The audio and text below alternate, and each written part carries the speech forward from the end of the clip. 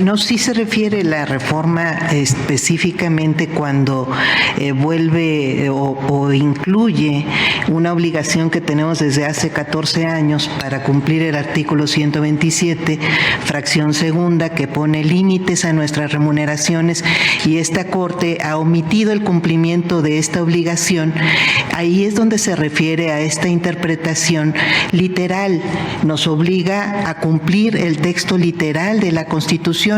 No es este caso en donde no estamos contradiciendo un artículo sustantivo de la Constitución, sino llenando un vacío procedimental que nos permite o nos permitiría funcionar. Golpe de Estado, efectivamente, y voy a repetirlo, es atribuirnos facultades sustantivas que corresponden a otros poderes. Yo creo que deberíamos haber cumplido este artículo 127, como también el 94, que en su párrafo cuarto nos obliga a funcionar en salas de manera pública, en sesiones públicas. A esos incumplimientos es a los que refirió la propia iniciativa y la reforma aprobada respecto de la literalidad de su contenido. Entonces, no es este caso, y por eso insistiría en que yo no tengo inconveniente en votar uno u otro. No tengo mayor problema, pero lo que me parecería que sería el colmo es que esta Corte en un mismo problema resuelva literalmente en una parte y en otra quiera llenar un vacío jurídico o se asuma no sé qué mecanismo de interpretación que dicen los ministros que no estamos ni siquiera mencionando, pero yo desconozco un mecanismo de interpretación que llene vacíos jurídicos que tenga algún tipo de nombre. No es ese caso, me parece a mí, y creo que estamos obligados, simplemente por operatividad de la propia Corte, a decidir congruentemente. Muchas gracias. Gracias. Yo nada más quisiera señalar, en consideración al que no obedecimos el 127, si yo me voy a la literalidad, como está el 127, dice: los servidores públicos de la Federación, de las entidades federativas, de los municipios y de las demarcaciones y recibirán una remuneración adecuada e irrenunciable por el desempeño de su función, empleo o cargo. Aquí lo importante es el tercer párrafo. ¿Qué se considera como remuneración o retribución?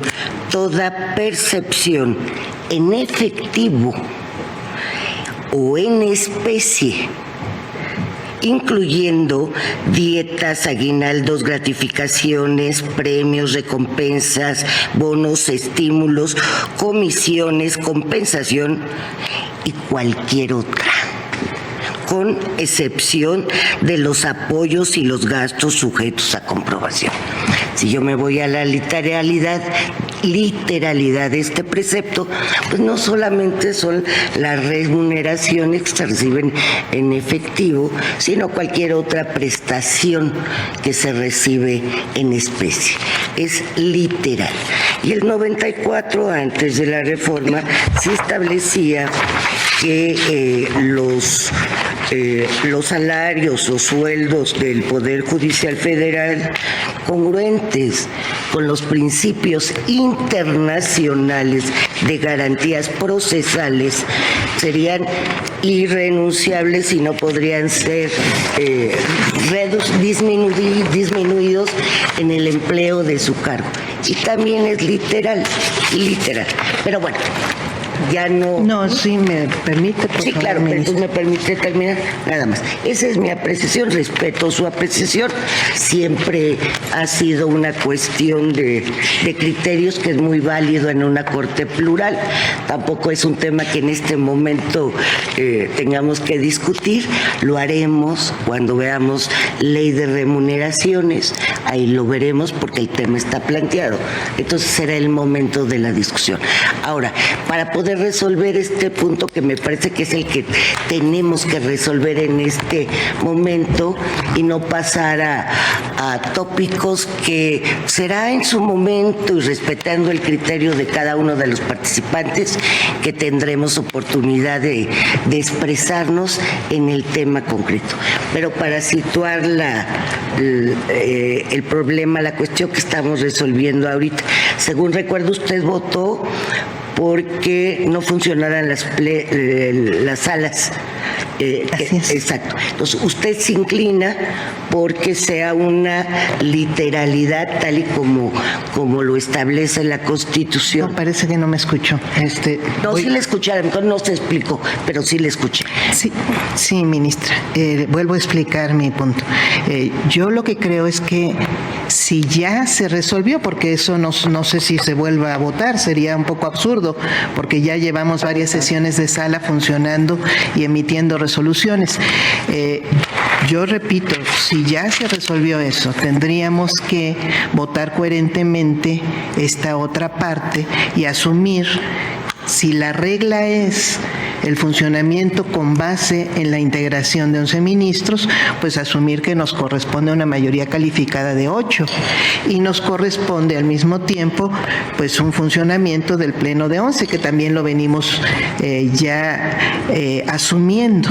Es decir, hay, como planteó en su momento el ministro Pardo, pues teníamos que haber votado las tres cosas al mismo tiempo. Me pronuncié en aquella ocasión por eso. De cualquier forma, por supuesto que yo asumiría la literalidad de la norma por encima de cualquier interpretación subjetiva.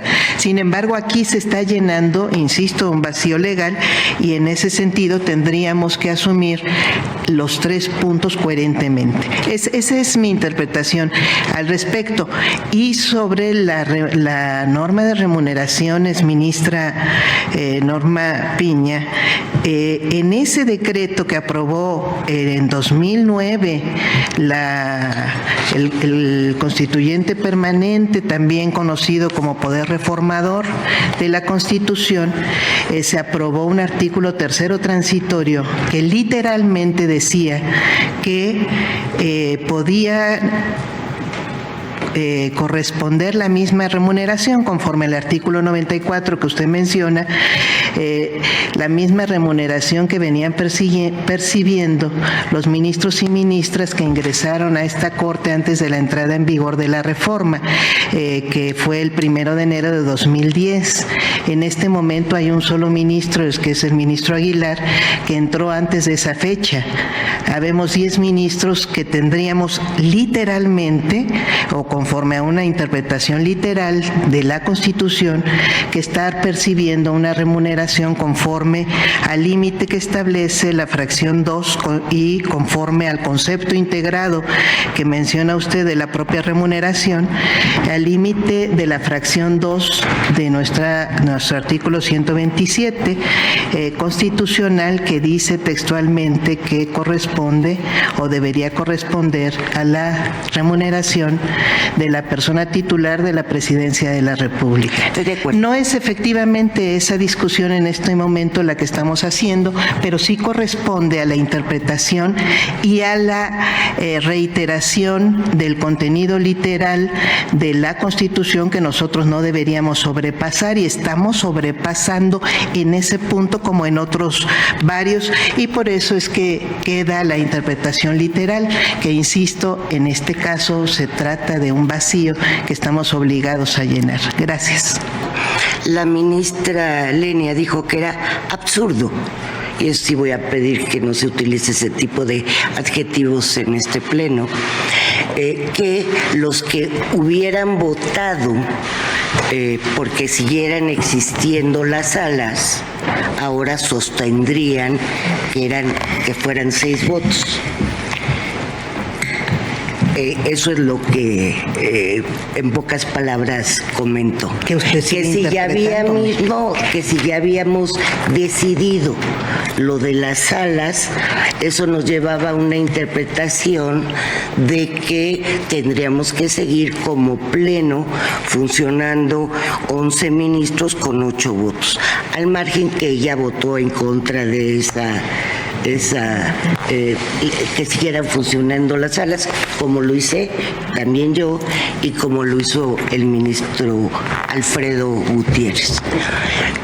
Ahora, que fuimos los tres que nos separamos de esa interpretación. Ahora, pero ahora hay ministros que aunque votaron por esa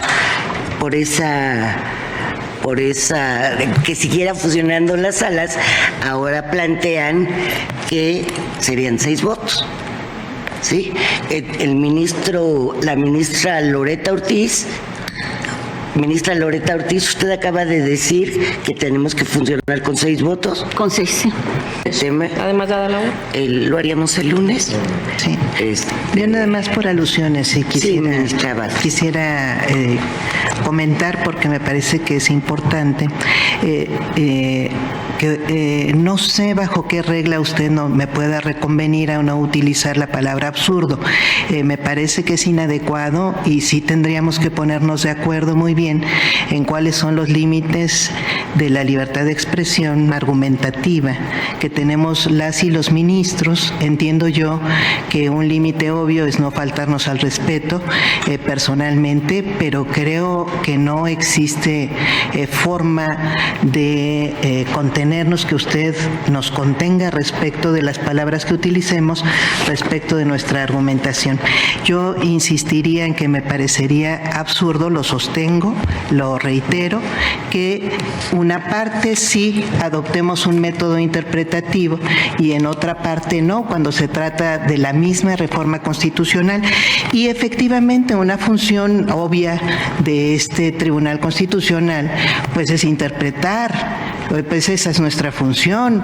Sin embargo, lo que debemos hacer es interpretar la constitucionalidad de las leyes. Lo que hacemos es cotejar el contenido de una ley respecto del contenido de nuestra Constitución, pero si nosotros alteramos el contenido de nuestra Constitución, sobrepasamos los límites que tenemos autorizados para resolver la constitucionalidad de las leyes. Esa obviamente que es nuestra función, y por supuesto que nos pone un límite esta reforma al respecto, que a mí me parece esencial, un límite que además es el límite de los poderes de la Unión, que es el propio contenido de la Constitución. Si nosotros inventamos otro contenido constitucional, que a eso se refiere la literalidad de lo que dice la Constitución, pues entonces estamos vulnerando el Estado de Derecho completo, y por eso es que me he atrevido, pues sí, a usar, digamos, que conceptos fuertes como el de golpe de Estado, pero yo no veo ningún tipo de normativa que nos pueda o que pueda aplicar la presidencia de esta Corte para impedir que podamos ponerle palabras así de fuertes a lo que pueda estar haciendo este cuerpo colectivo, este cuerpo colegiado, que tiene una misión importantísima, que es resguardar la Constitución e interpretar bajo el límite de esa Constitución. Entonces yo insistiría, ministra, pues usted está interpretándome a mí, yo lo único que voy a insistir es que seamos congruentes, que no seamos incongruentes, en consecuencia que resolvamos lógicamente, no absurdamente, en consecuencia. Muchas gracias. Gracias. La facultad que tengo para comentar o hacer un comentario es la misma que tiene usted para expresarse en ese pleno. Yo, como rectora de la discusión, sí, y sí, así lo considero por los integrantes, a mí en lo personal no me afecta, pero por los mismos integrantes, de llevar una sesión sin ofendernos o sin... No hay ofensas, ¿me permite, por favor? O sin expresar calificativos. Claro, si usted considera que es libertad de expresión hacerlo, no hay ningún problema, O sea, usted puede seguirse expresando como quiera. Respetuosamente siempre, ministro. No siempre ha sido así, por eso siempre. En este momento llamé la atención, pero sí les pediría a los que se sientan ofendidos que lo digan.